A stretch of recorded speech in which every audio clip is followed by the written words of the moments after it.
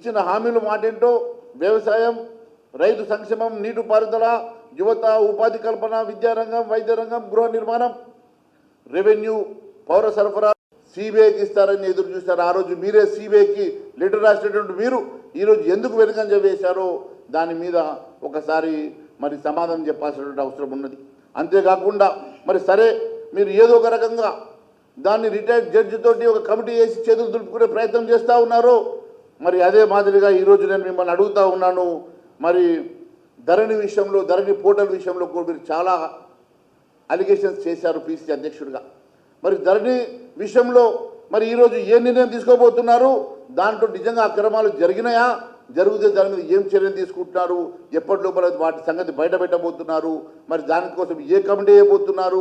మరి మీకు ఇన్ని రకాల అలిగేషన్స్ మీరు చేసినప్పుడు దీన్ని ఎందుకు సిబిఐ ద్వారా ఇన్వెస్టిగేషన్ చేయించడానికి మీరు వెనుకంజ వేస్తూ ఉన్నారో తెలియడం లేదు. ధరణి పోర్టల్ మీద ఎన్నో అనుమానాలు ఉన్నాయని చెప్పినటువంటి మీరు ఈరోజు కేవలం ఒక కమిటీ, మీ పార్టీ కమిటీని వేసుకొని చేతులు దులుపుకునే ప్రయత్నం చేస్తూ ఉన్నారు.